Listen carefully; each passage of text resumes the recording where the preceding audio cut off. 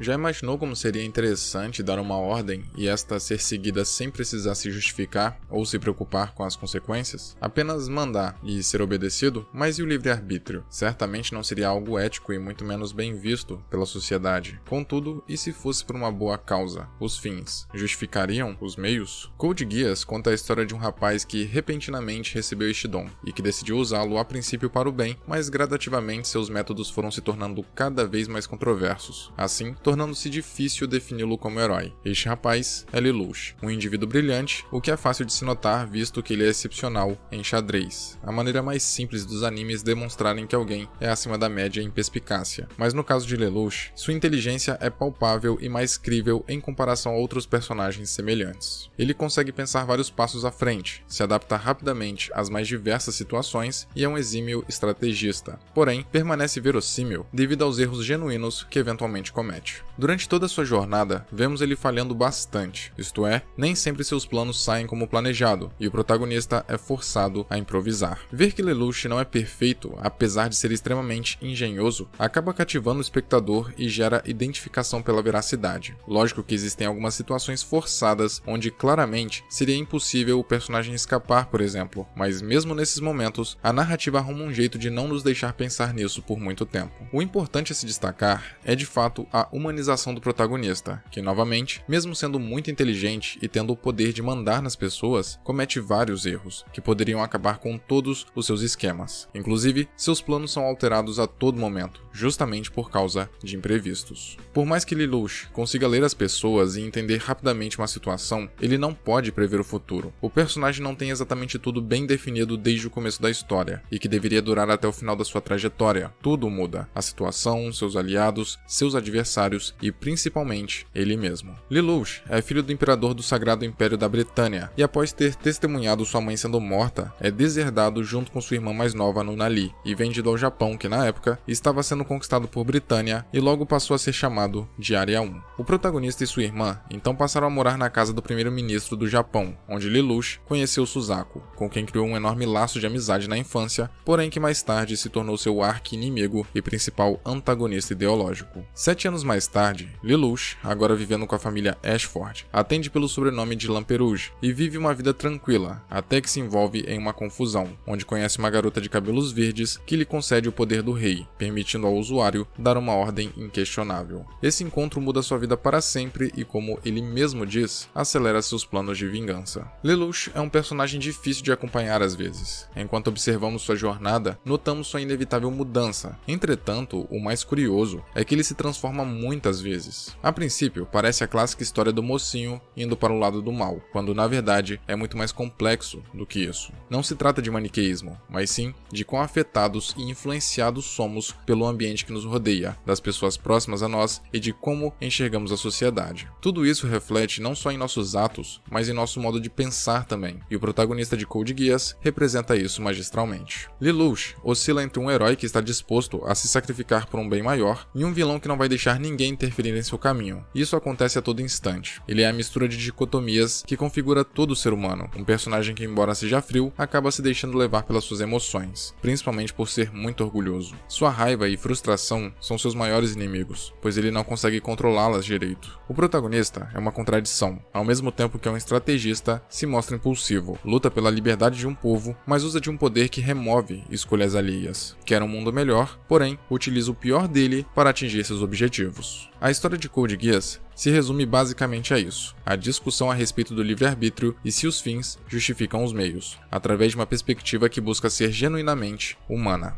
Lelouch, definitivamente, acredita na sua ideologia um tanto quanto radical e pretende fazer de tudo para completar sua missão de vingança contra seu pai, o Imperador de Britânia e o principal antagonista do anime, pois ele é o responsável pelos conflitos existentes no mundo de Code Geass e uma figura suprema de tirania. No começo, somos levados a crer que o Imperador é puramente mau, contudo, Conforme a trama avança, percebemos que ele também tem suas motivações, o que o não descaracteriza como vilão, mas certamente nos faz o enxergar de outra forma, da mesma maneira com Lelouch. O personagem principal começa sua jornada ajudando a resistência do Japão na luta contra a Britânia, usando robôs pilotados de batalha conhecidos como Nightmares, e para isso, adota o pseudônimo Zero. Logo, ele cria uma organização com o intuito de lutar pela liberdade e supostamente reconquistar o Japão, quando na realidade, tudo o que o Lelouch quer é alcançar seu propósito pessoal. Não demora e Zero eventualmente se torna um símbolo de revolução, de resistência, uma ideologia. Pessoas começam a segui-lo e passam a admirá-lo por sua coragem, determinação e astúcia. Conforme sua popularidade cresce, Zero aproveita para projetar seus próximos passos, o que para ele é tudo o que importa. Essa é uma questão importante, pois boa parte dos conflitos que aparecem no anime são frutos do descaso de Lelouch para com sua organização. Por não tratar o grupo do qual é líder como prioridade, surgem vários imprevistos que poderiam facilmente serem evitados caso Zero tivesse prestado mais atenção, o que dentro da história é um problema para os personagens, mas que serve para tornar a trama mais instigante e imprevisível para o público. A história de Code Geass, desde o começo, se mostra interessante quando introduz o conceito de Geass, um poder passado para outro indivíduo que, quando despertado no usuário, se torna algo totalmente relacionado com seus desejos, personalidades e objetivos. Acompanhamos pouco de Lelouch antes dele receber o Geass, mas é possível perceber que ele se importava com as pessoas, parecia ser um rapaz honesto e alegre, apesar de discreto. Mas depois que recebe o poder, vem a clássica questão: ele se tornou o que realmente era e sempre foi, ou se transformou? Essa pergunta é interessante, mas é fundamental reforçar que Code Geass não lida com maniqueísmos. É uma história fantástica sob uma perspectiva realista, onde os personagens são extremamente humanos, sujeitos a mudanças propiciadas pelas mais diversas circunstâncias. Basicamente, todo personagem relevante de Code Geass sofre uma transformação, seja por causa de um trauma, por causa de alguém, por ideologias ou naturalmente. Como se trata de uma trama paciente, observamos os personagens crescerem, se desenvolverem e evoluírem de forma extremamente convincente. Às vezes, o anime chega até a ser um pouco parado por causa do cuidado com sua narrativa, mas quando se observa todo o contexto, percebe-se que nada ali foi em vão. Tudo tem um sentido e torna essa história muito coerente. É preciso dizer que demora um pouco para termos um entendimento completo a respeito do Geass em específico, sua origem, portadores, consequências, evolução, mas tudo se encaixa em determinado momento. Aliás, em diversos episódios são deixadas informações referentes à mitologia criada em cima desse poder, a fim de completar e complementar o que passamos a saber no fim da história de maneira mais clara. Porém, é essencial se atentar aos mais mínimos detalhes para não restar dúvidas. Afinal, tudo o que você precisa saber e até um pouco mais está lá. Contudo, basta um mínimo de distração para se perder. Não por se tratar de um anime complexo, mas sim por ser muito rico em particularidades, o que inclusive dá uma identidade não só única para a obra, como a caracteriza como um produto de valor social, principalmente por abordar sutilmente, embora com nitidez, temas políticos e existencialistas, como a reflexão a respeito de controlar a vontade alheia, o quão antiético é forçar alguém a fazer o que você deseja e o quanto dessa ação revela de sua índole. Essa é uma questão que permeia boa parte do anime e que provoca mais perguntas. Ser livre é uma das características que o ser humano mais valoriza e é que menos entende. Ninguém é realmente livre e nunca esteve de fato livre. Achamos que fazemos o que queremos quando na verdade somos influenciados por todos os lados, por toda uma sociedade, uma cultura e uma época que molda nosso comportamento. E no âmbito regional, geograficamente falando, você não pode ir aonde bem entender, seja por limitações financeiras, questões burocráticas ou incapacidades físicas. Entendemos livre-arbítrio como o poder de escolha, o que a sociedade democrática interpreta como um direito essencial para não só o convívio, mas para se manter a ordem ética e moral. Dessa forma, ter esse direito removido caracteriza no mínimo tirania, e tirania nos remete à falta de empatia e superioridade, o que configura uma personalidade arrogante e prepotente, mas não necessariamente individualista. O indivíduo pode ser autoritário, mas pensar em fazer o bem para as pessoas que o cercam, mesmo que pelos métodos errados, e é exatamente nesse meio que Lelouch se encontra. Ele acredita que os fins justificam os meios, então para ele, tudo bem ter danos colaterais, perdas, prejuízos e desavenças, pois no final, tudo terá valido a pena. A princípio, uma perspectiva egoísta que se torna altruísta gradativamente e só notamos ao final da história. Talvez nenhum protagonista tenha percebido que suas intenções eram boas no começo, por estar cego pela vingança, mas como dito anteriormente, Lelouch, visivelmente, era uma pessoa que se importava com os outros e o Geass aflorou isso, junto com outros traços que nem o próprio personagem conhecia. Lelouch descobriu que era capaz de utilizar meios extremos para impedir que qualquer